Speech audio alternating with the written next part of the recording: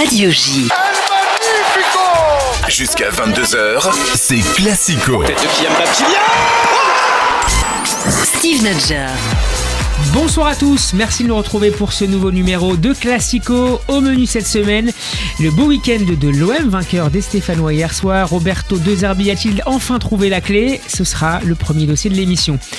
Zoom ensuite sur l'interview accordée par Kylian Mbappé au magazine Click sur Canal+. Équipe de France, affaire du viol à Stockholm, départ du Paris Saint-Germain et début de saison en demi-teinte au Real Madrid. On demandera à nos chroniqueurs et à notre invité ce qu'ils en ont pensé. Puis on enchaînera avec un gros plan sur Vinicius Junior à la une du nouveau numéro de SoFoot. Voilà pour le sommaire, il me reste à vous présenter le casting du soir. Bonsoir tout d'abord Alexandre Darmon qui fait son retour. Bonsoir Alex. Bonsoir. Alex, producteur et documentariste. Alex, est-ce qu'il y a un joueur ou un entraîneur sur lequel tu aimerais un jour monter un film? Là tu me prends comme ça. Bah oui, c'est un peu le principe de la première question. Franchement non. Non, personne. Non, c'est pas le premier truc qui me viendrait à l'esprit. Il y en a plein. Il y en a plein. Deschamps, j'aimerais bien. Deschamps. Ah ouais, j'aimerais bien. Que tu as rencontré, je crois, pour une ancienne émission là, sur. Alors, alors c'est marrant cette anecdote. Je l'ai pas rencontré. On en a parlé. À l'époque, j'étais responsable éditorial de l'émission Au Tableau sur C8, et on avait parlé de le faire venir dans l'émission avec Philippe Tournon, son attaché de presse, et un petit peu avec Didier Deschamps. Il avait donné son accord. C'était, il me semble, juste avant l'Euro 2020 ou la Coupe du Monde 2020. Je sais plus. Dans l'Euro 2020.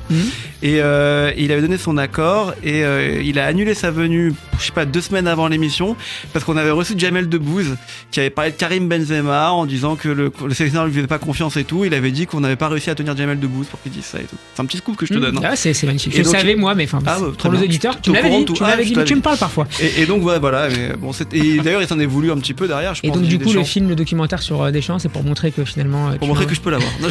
Non, c'est pour montrer vraiment. Je trouve que c'est un entraîneur qui reste dans la durée, qui est incroyablement. Moi je trouve très fort parce qu'il amène les équipes là où il veut les amener, donc ça m'intéresserait de voir la psychologie du mec derrière l'entraîneur de foot. Bonsoir voilà. Alexis Bizan, salut Alex. Bonsoir à tous. Alexis, je ne peux pas te demander à quel joueur tu aimerais vendre un duplex. Non. Restons sobres. Ils ont tous déjà. Quel est ton homme du week-end, Alex? J'ai envie de mettre en avant Jonathan David, qui a mis un but, le Lillois, très bon buteur de notre Ligue 1. Donc, troisième meilleur buteur du LOSC. Et il s'appelle Jonathan David. Je trouve que c'est Radio J, c'est pas mal quoi. Jonathan David. Ouais, c'est vrai. On va oublier cette blague. Notre invité est le rédacteur en chef du magazine SoFoot, magazine qui a choisi Vinicius Junior pour sa une du mois de décembre. Bonsoir Javier Prieto Santos. Bonsoir. Salut Javier, ravi de te retrouver. Bah merci, c'est gentil. Javier, raconte-nous un peu les coulisses de l'interview qui aurait pu aussi faire la une de cette autre interview qui aurait pu faire la une de ce SoFoot. Il y a peut-être 15 ans, l'entretien légende avec Franck Leboeuf. Alors, Franck Leboeuf, tu m'as pris de court. Non, Franck Leboeuf, mythique. Franchement, si vous avez une interview à lire, et c'est pas parce que c'est dans SoFoot, mais c'est extraordinaire, que des punchlines. Et ça m'a un peu réconcilié avec le joueur et avec le type qui est Franck Leboeuf. T'avais une image un peu. Là, par exemple, t'as demandé à Alexandre quel joueur il voulait faire en documentaire s'il le pouvait. J'aurais pas dit Franck Leboeuf. Mais le mec envoie un jeu extraordinaire, punchline sur punchline. Il se prend pour. C'est entre Jean-Claude Van Damme. C'est beaucoup de second degré. Alain Delon.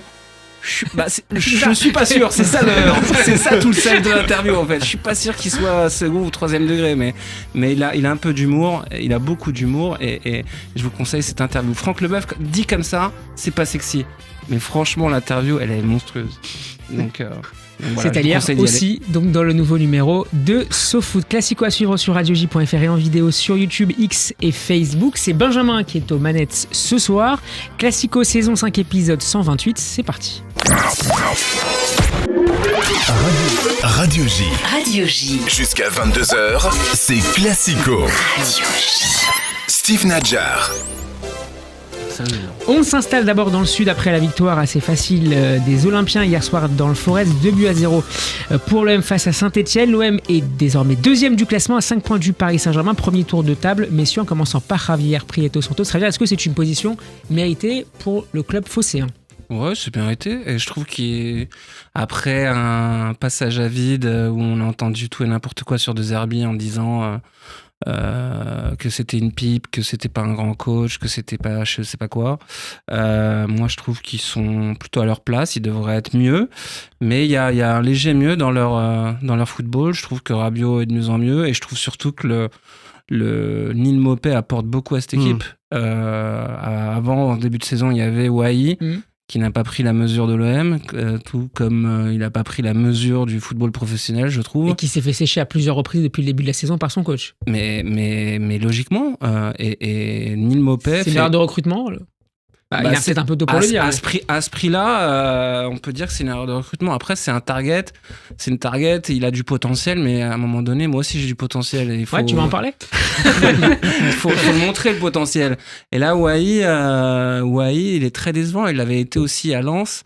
Sauf peut-être en Ligue des Champions, ouais. Sauf dans les grands matchs. Sauf dans les grands matchs, mais là, il est décevant dans les grands matchs, dans les petits, dans les moyens. Donc, c'est complètement normal que Neil Maupay puisse s'installer au sein de cette attaque. Et hier, on a vu qu'il faisait beaucoup de bien à l'Olympique de Marseille.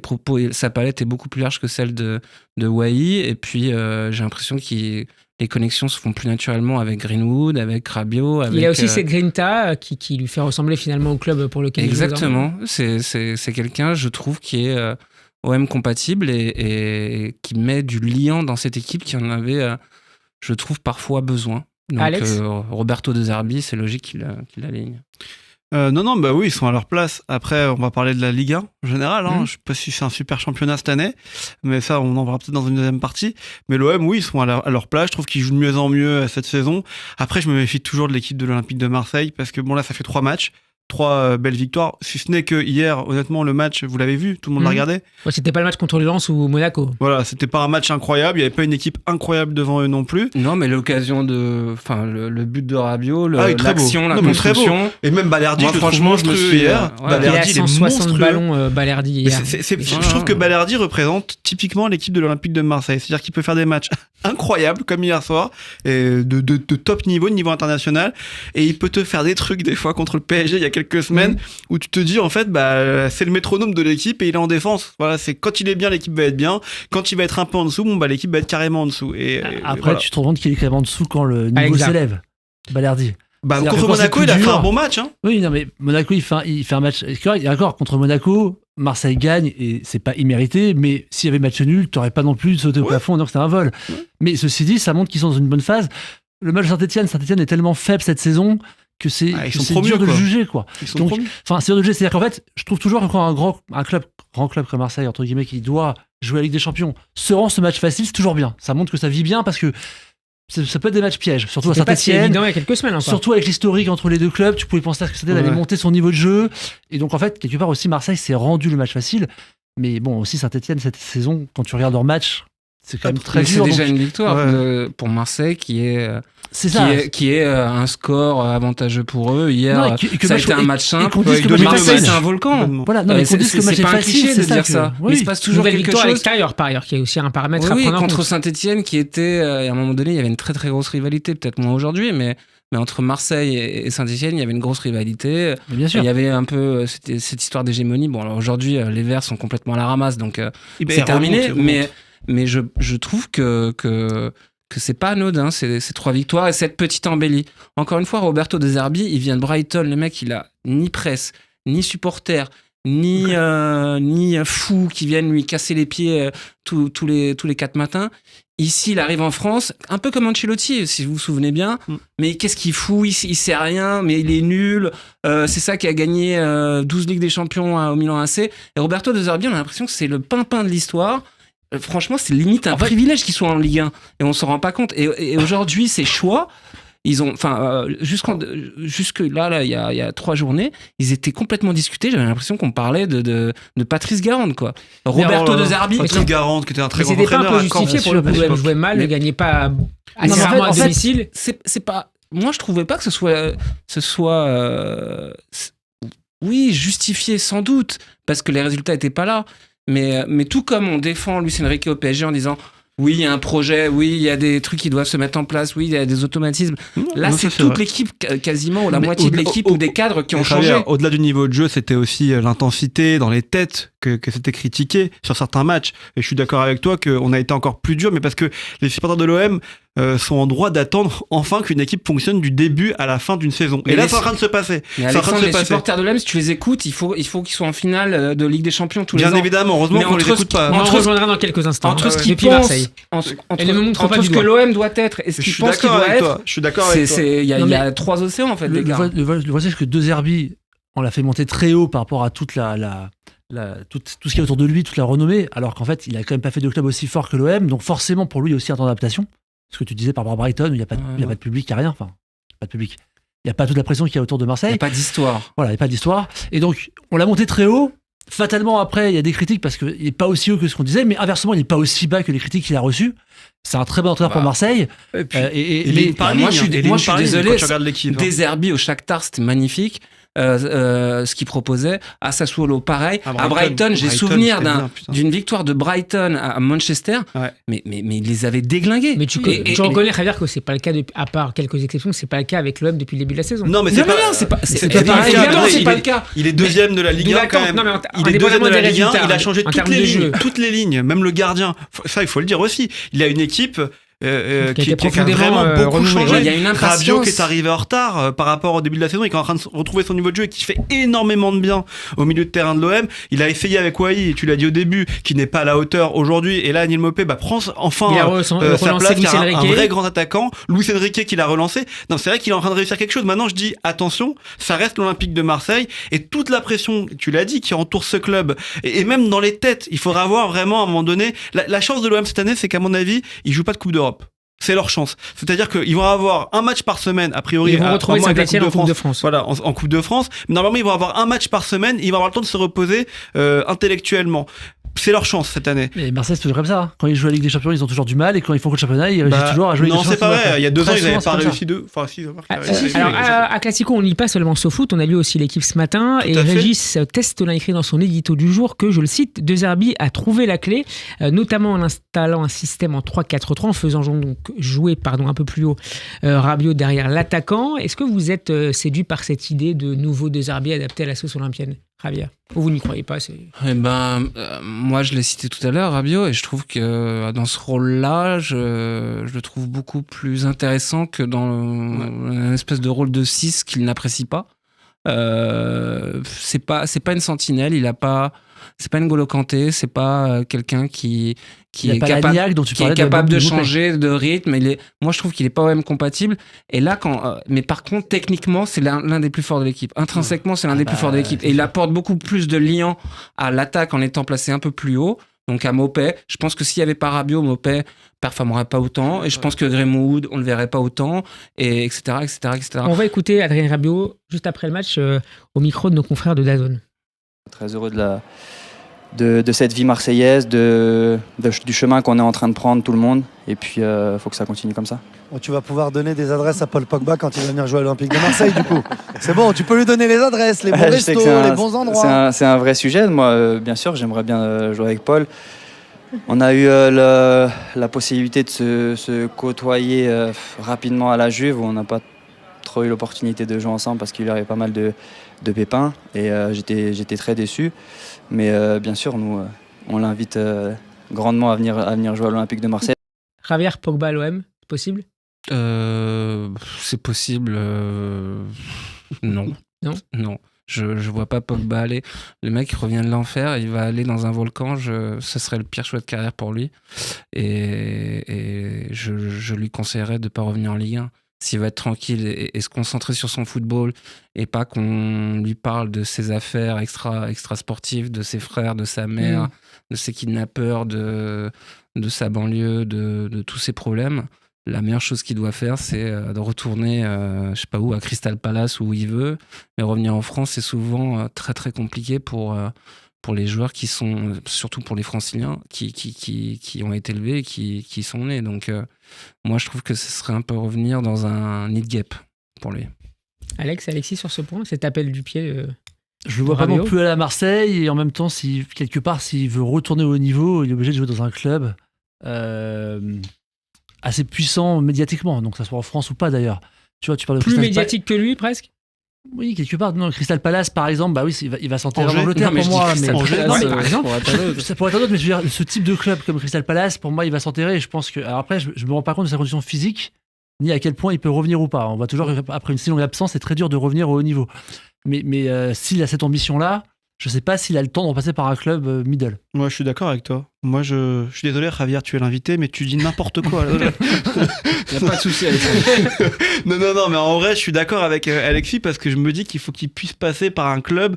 Enfin, il faut qu'il retrouve des sensations en quelque sorte. Donc, est-ce que l'OM. Non, il n'y a pas que l'OM, c'est pour ça. Il y a l'OM ou Angers. Est-ce que sur le choix de la Ligue 1 en tant que tel, qu'il ne le connaît pas, d'ailleurs. Ça, c'est vrai. Je suis d'accord avec toi là-dessus. Sur le choix de la Ligue 1, c'est vrai que ça peut être contre-productif le fait de revenir et de se faire mettre la pression par des journalistes, surtout les journalistes français qui vont chercher effectivement que la petite bête pour, je dis pas ça pour se foutre, mais je dis en règle générale pour l'équipe ou des journalistes comme ça, c'est vrai que ça peut être contre-productif. C'est quand son dernier match à Pogba? Moi, tu vois, parce que là tu parles de 6 mois, mais son dernier match c'est contre la Suisse où la France est éliminée. C'est son dernier match de football. Non, il a joué avec la Juve après. Oui, il a joué avec la Juve. Mais comment il a joué avec la Juve? Bien sûr. Et pourquoi il a joué avec la Juve? Il a joué n'importe comment avec la Juve.